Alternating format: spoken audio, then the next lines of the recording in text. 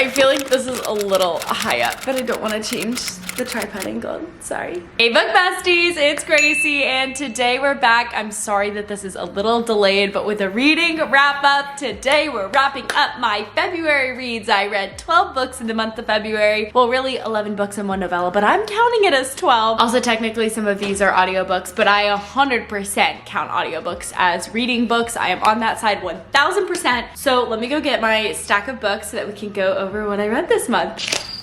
Hey, how y'all doing? Here it is, the whole stack. It's kind of heavy this month. I forget how many pages this ended up being, but over 4,000 in total. We've got a heavy stack of books, and before we get into it, I just want to say this is going to be a spoiler-free video. I'm not going to tell you anything more than you can get from the back of the book or the Amazon description, but I will tell you how I felt about it, what I thought about it, if I loved it or not, and then of course my little Goodreads ranking I'll keep on the bottom corner like I always do, so you guys can know sort of how I rated the book. Overall, a pretty good month. They were all okay. They were all okay. So we're gonna get into this stack of books, and before we do, make sure that you subscribe down below so you guys don't miss another book video. I do these reading wrap-ups every single month. I want to start to do reading vlogs. The end of my month was really slow. I had about 100 pages left in a book, and that's all I touched on my cruise, and I forced myself to do it because I was working a lot on that cruise, and I really haven't read much in March, even though it's the beginning of March already. Anyway, that has to do with next month's reading wrap-up. So let's just talk about this month's reading wrap-up. We're gonna get into it. I think we gotta start with one of the fun sprayed edges of these books, but let's go. I think we gotta start with a book that's causing some issues in the book talk community, or from at least what I have seen, and that is Deep End by Ali Hazelwood. I love most everything that Ali Hazelwood does. I've been so excited for this book for so long. First of all, let's give it a moment for the water sprayed edges or printed edges. I don't know what you would count that as. Also, the images on the inside, gorgeous. I was like, okay, Ali Hazelwood, you know her books are spicy, you know they're a bit different.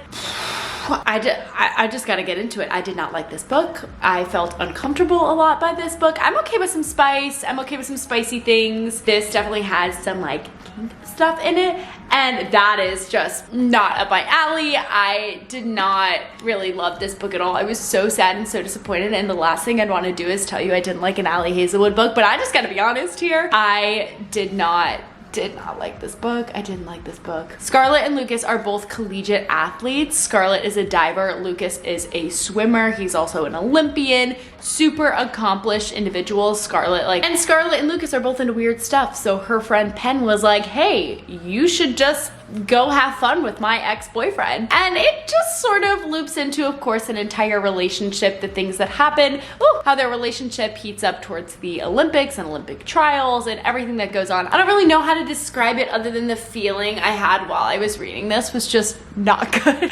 So if you're coming here to be like, what did you not like about the book? Just the entire feeling I got while reading it. I actually had to force myself to read this book, which is crazy. Usually I just pick up an Ali Hazelwood book and I'm reading and do not talk to me because I'm gonna finish this book in one sitting. And I struggled to read this. I was like, ew, I don't wanna read it. I almost put it down and didn't finish it, like 30-40% into the book, maybe halfway through. Many times I considered not finishing, and I was like, it's an Ali Hazelwood book. It's gotta end good, right? It's gotta do what? No, I'm sorry. I had some people comment on my TikTok. They're like, why? It's one of my favorite reads so far this year. Everybody likes something different. This is just my opinion. I feel like I summed this book up really well. It was not my cup of tea if you're into some weirder stuff in your romance books, and I'm not here to judge you. If that's what you like to do, you go, girl, you go for it.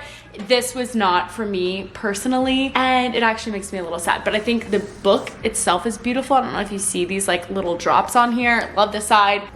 Yeah, it was not for me. And if you like any of the books that I normally recommend you, just don't pick this one up. But we will get into the other sprayed edge book because I was pleasantly surprised with Dream Girl Drama from Tessa Bailey. Ever since I read Window Shopping in December, I was like, I am not reading another Tessa Bailey book again. I can't do it. I hated that book. But Dream Girl Drama is part of this Big Shot series, and it is the third book in the series, and I was like, okay, I guess I gotta check it out because I didn't really like Fangirl Down so much. I like the Au Pair Affair better, which is book 1 and book 2, and book 3 has characters from the Au Pair Affair are in this book. So I was like, okay, if I liked Au Pair Affair and I liked those characters, I probably will like this book, and this will be the tiebreaker. I didn't really like the first one. I liked the second one, and now the third will be like, okay, do I continue in this series? Because there is gonna be a fourth book. But pleasantly surprised surprised. A bit of a forbidden romance, which I don't really read because they are about to become step siblings, but they met each other before they found out about that, became obsessed with each other in the one night, and then found out they were going to be step siblings. So it becomes a forbidden romance,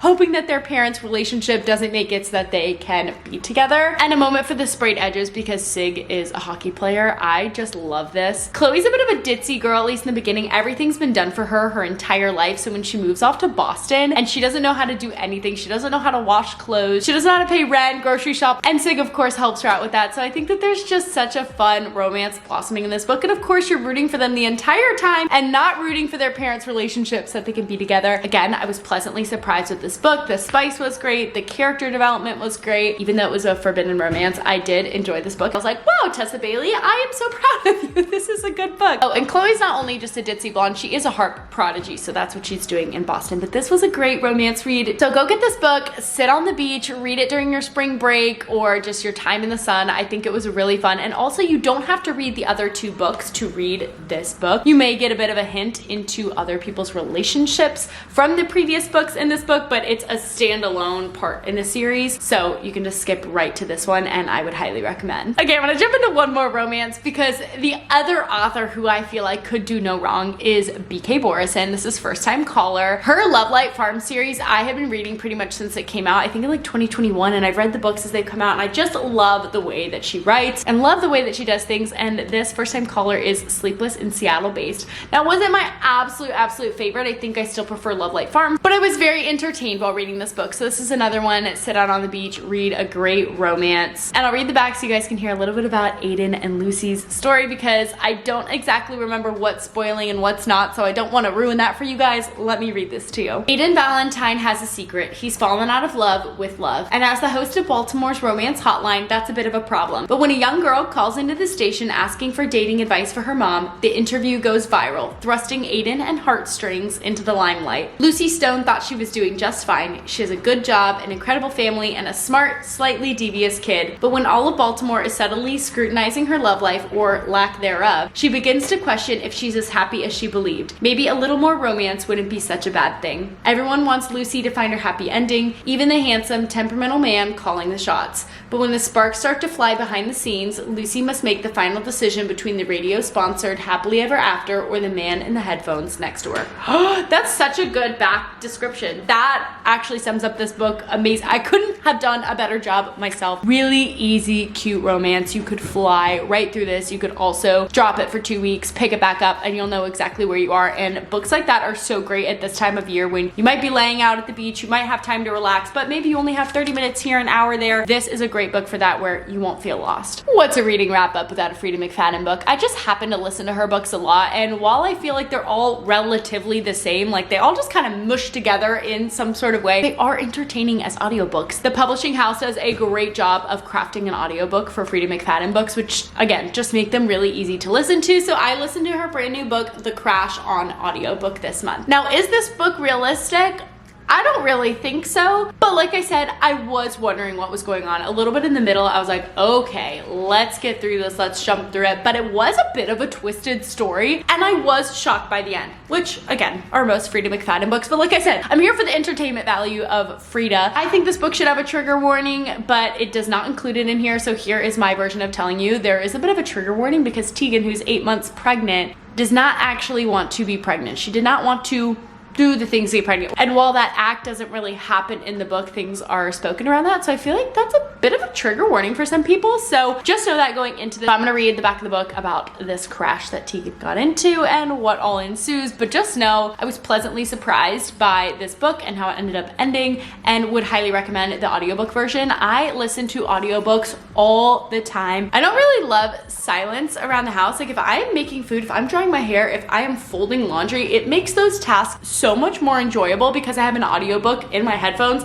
I'm constantly listening to an audiobook, and I think a lot of these ended up being audiobooks this month because I was just busy out and about doing things. Grocery shopping, I have my headphones in. Doing returns, I have my headphones in. Of course, when you get up to the clerk or someone at the desk, I take them out. But walking around, shopping around, I do have the AirPods in, and I'm so entertained. That's how I listen to this. Here's what it's about. Tegan is 8 months pregnant. There it is. Alone and desperately wants to put her crumbling life in the rearview mirror. She hits the road, not realizing she's headed straight straight into a blizzard. Hours later, when Tegan is stranded in rural Maine with a dead car and a broken ankle, she worries she's made a terrible mistake. Then a miracle occurs. She is rescued by a couple who offers her a room in their warm cabin until the snow clears. But something isn't right. Staying here may have been her most deadly mistake yet. It's a gut-wrenching story of motherhood, survival, and twisted expectations. Frida McFadden delivers a snowbound thriller that will chill you to the bone. I don't know if it'll chill you to the bone, but like I said, it's entertaining. As part of my morning routine, I read my Bible and do my Bible study, and then I focus on a non-fiction book, whether that's 2 chapters a day, 20 pages, whatever it ends up being. And one of them for last month was The Let Them Theory by Mel Robbins. I'm not a podcast girly. I know. I'm an audiobook girl, and I don't really listen to podcasts. I'd seen some clips on TikTok of Mel Robbins, but I've heard so much about this book, and I was like, okay, everybody needs to let things go, let other people do their things, and let yourself do your thing. And let me tell you, this book slapped me right in the face. Maybe it even sucker punched me in the jaw, because wow, I really needed to hear some of this. I feel like there was really only one section I didn't relate to, which I know a lot of other people relate to, about relationships and how you choose your love. I'm so fortunate and so grateful to have a great relationship with my parents, my boyfriend, everything, but of course some great principles to keep in mind nonetheless. I loved this book. I got so much wisdom from Mel Robbins. I literally have highlights in this book. Hold on. I have many a highlight in this book. So I would totally recommend this to anyone and everyone, even if you think you have everything together, you have thick skin, you stand up for yourself, anything like that. I still think it is worth a read. I'll read you a little bit of the back to sort of motivate you to pick this one up. But I challenge you also that if you can find time in the mornings, I've been waking up earlier than I would like to, but it starts my day off on the best way, just being able to have an hour to myself to read and to really absorb some great information, because I would not just pick this up necessarily in my free time in the afternoon. I'd rather be whisked away to some magical land or some beautiful romance story. But in the mornings is when I get hit with some good truths in my nonfiction books. Let me read the back of this to you, and I highly recommend you to pick this one up. I also heard the audiobook version of this is really good. I happen to read the physical copy in the morning. If you're struggling to achieve your goals or feel a little happier, the problem isn't you. The problem is the power you give to other people. In this book, you'll learn how 2 words, let them, can set you free. Free from the opinions, drama, and judgment of others. Free from the exhausting cycle of trying to manage everything and everyone around you. There is a better way to live. The Let Them Theory is a proven method that teaches you how to protect your time and energy and focus on what matters to you. You spent too long chasing approval, managing other people's happiness,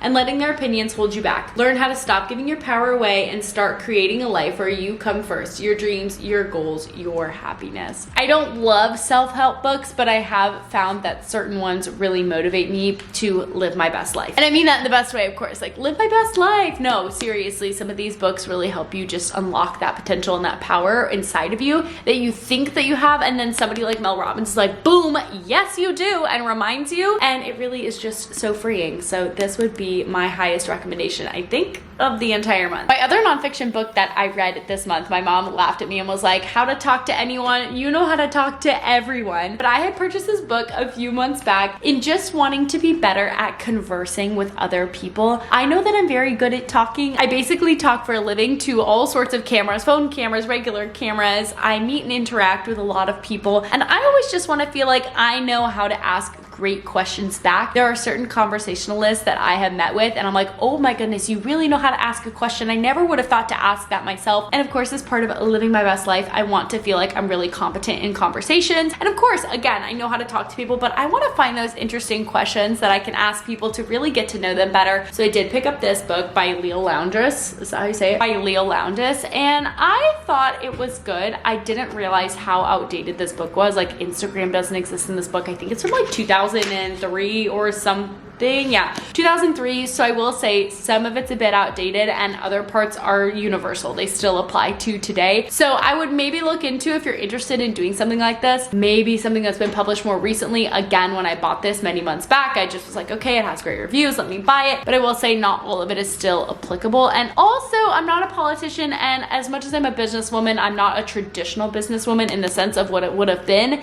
in 2003. So I feel like some of those principles as well don't really apply apply to me. I don't find myself in some of the settings described in this book. But again, there are some helpful hints, like every single chapter, and some of these are so short and sweet. For example, every chapter has a technique. This is technique number 10 that I just happened to open to. It's called Make a Mood Match. Before opening your mouth, take a voice sample of your listener to detect his or her state of mind. Take a psychic photograph of the expression to see if your listener looks buoyant, bored, or blitzed. If you ever want to bring people around to your thoughts, you must match their mood and voice tone, if only for a moment. Just one of the examples, and I feel like that can be applicable sometimes. If someone's super happy and bubbly, you might just match their mood automatically, or if they seem really sad, you're not going to want to be like, hey, if they look really somber and sad. So I totally get that, and like I said, it's a good read, but I do think there probably could be something more updated and better to read. So I don't know, you make your decision on this one. Like I said, bought it months ago, didn't really think about it, saw it on my shelf. I was like, this is gonna be my second self-help book or nonfiction book of the month. And I don't think I wasted my time. I just think I maybe could have used it on a better book, if that makes sense. Still something I am trying to work on and trying to improve is being better at asking people questions about themselves. And so I'm still on the hunt for the perfect book for that. Wow. Not realistic, but wow. I listened to Beautiful Ugly by Alice Feeney as an audiobook, and first of all, great production. I'm really picky on my audiobooks, so when I recommend something as an audiobook to you, you know that it's good. It was so entertaining. I could not keep my AirPods out of my ears for this book. Beautiful Ugly, mysterious, creepy, weird. I was like, oh my gosh, what are they gonna do? And I love books like that. These are the types of books that I love listening to as audiobooks, because I wouldn't necessarily find the time to pick this up as a physical copy, but I love anything mystery, thriller, something that really keeps me on the edge of my seat when I'm listening to it as an audiobook, because then I just feel like I want to keep listening, just like you might want to keep reading, versus I've listened to just a couple of romance books on audiobooks and I am bored to death. Alice Feeney's Beautiful Ugly? What? I gotta read you part of this without spoiling it, because I was so just not knowing what was going on in this book at any point in time. In the beginning, I was a little bit annoyed by Grady, but the end was like one of the best books that I've read this month. Definitely in the top 4, I would say. Without spoiling it, here we go. Author Grady Green is having the worst, best day of his life. He calls his wife Abby to share some exciting news as she is driving home. He hears Abby slam on her brakes when she sees something in the road ahead. Over Grady's protest, Abby gets out of the car. When he eventually finds her car by the cliff edge, the headlights are on, the driver's door is open, her phone is still there, but his wife has disappeared. A year later, Grady is overcome with grief and desperate to know what happened to Abby. He can't sleep and he can't write, so he travels to a tiny, remote Scottish island to try and get his life back on track. And then he sees the impossible, a woman who looks exactly like his missing wife. That's the tab? I would say that there could be something better than that. I guess that's the premise of the book, but that's not really what happens in the book. The book is mainly set on the Scottish island. I guess maybe anything more than that would give away the book. Okay, so don't let that deter you. This was a great read. It was a great listen as well. So one of the two, definitely recommend. And I'm still so thrown off by that front tab, but I try not to give you guys spoilers. So if that's all the author wants you to know before reading, I don't know. I would definitely say this is a dark thriller. It involves marriage, disappearance, obviously small little island, but it's so good. Unpredictable and Unforgettable by Chris Whitaker says that? Well, guess what? I read a Chris Whitaker book this month. I didn't even know that was happening. Wow, okay, so we're gonna go straight to this one. Next, All the Colors of the Dark, Chris Whitaker. This has been recommended to me and recommended to me and recommended to me and recommended to me.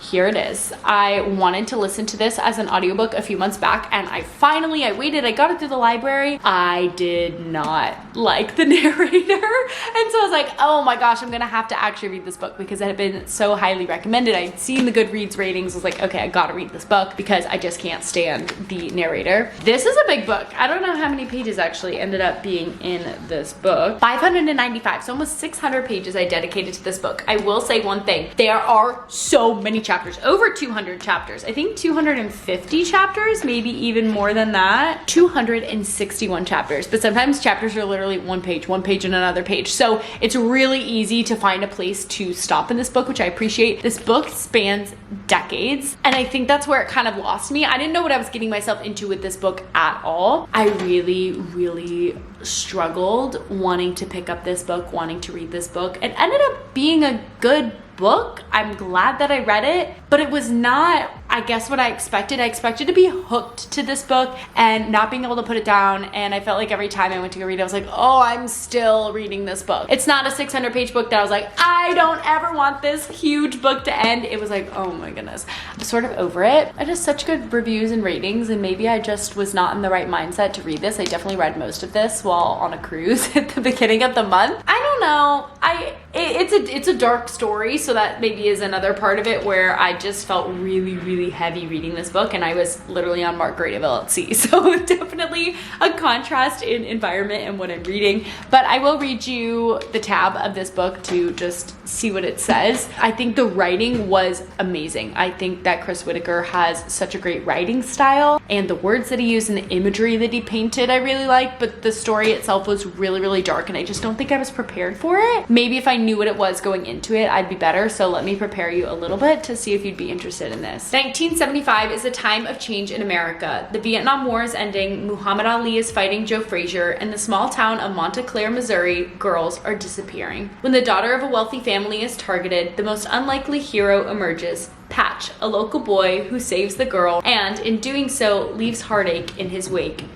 Patch and those who love him soon discover that the line between triumph and tragedy has never been finer, and that their search for answers will lead them to truths that could mean losing one another. A missing person mystery, a serial killer thriller, a love story, a unique twist on each, all the colors of the dark is about what lurks in the shadows of obsession and the blinding light of hope. I would say that is a very good description of the book. Like I said, also it spans decades. So starting when Patch is a young boy and is the hero and saves the girl to all throughout his life, you really see the spans of time in this book. Like I said, don't know if I was really in the right mindset while reading it, and also not really knowing what I was getting into. So this might be one that you decide for yourself whether or not you read. I think I gave it 3 or 3.5 stars in my head because it was so well written. I just don't really think that this is exactly my type of book, or at least for the moment while I was reading it. At the beginning of the month, I read a small novella called The Fall Risk by Abby Jimenez. We all know and love Abby Jimenez. I have been reading Abby Jimenez for years. I feel like her book Just for the Summer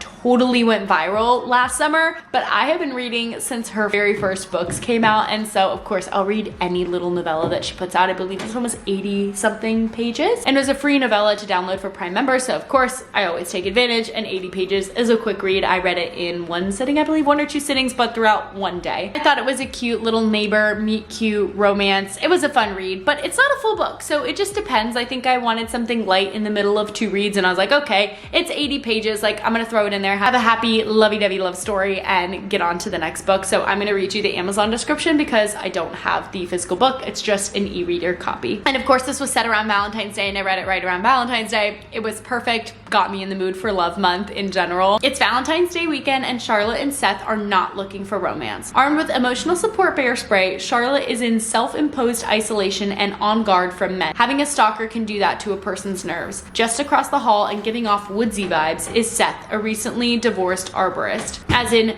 today, recently.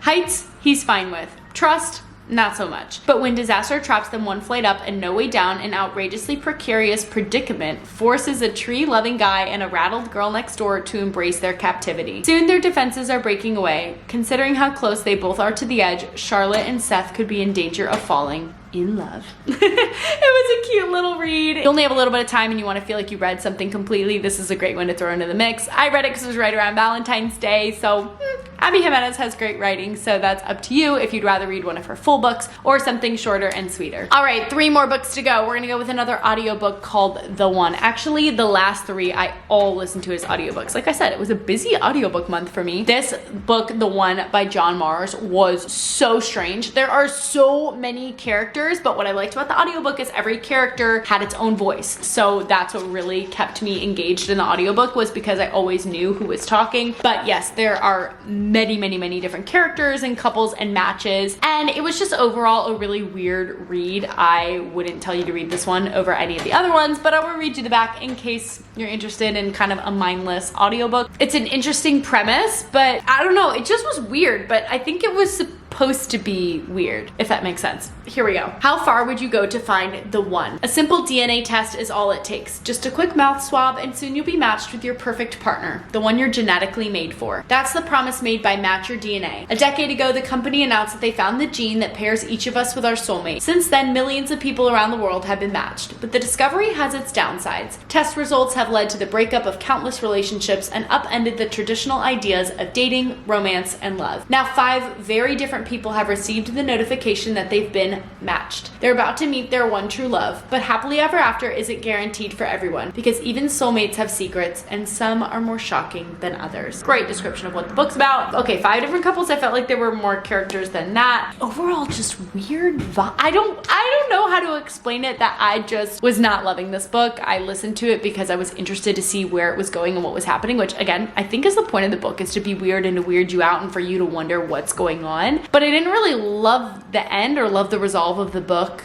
either. It just was strange. There were so many strange elements in this book. So definitely a weirder one, but if you're into that, go ahead. The Treasure Hunters Club. I have seen this book so many times at the airport and I wanted to pick it up every time. And I actually had the library copy of this book on my Kindle for a while. Never got around to it. Ended up listening to it as an audiobook. And I'm glad I used my time as an audiobook rather than reading this book. I was definitely more interested in it than I would have been if I read it, but still wasn't so into it. There are 3 unlikely people who come together to make this story complete and for everything to add up. But again, this is another bit of a weird one for me. I didn't exactly love it so much. It's supposed to be like Goonies inspired, I believe. The book itself does say everyone in my family has killed someone meets the Goonies. So definitely pirate, treasure hunt, murder, mystery. Although now I'm talking about this book, I do recall I was shocked at one of the turns that happened in this book. I actually think that my jaw fell open. I should have predicted it and I didn't, and I enjoyed it. Still thought it was a weird read, but there definitely were some twists,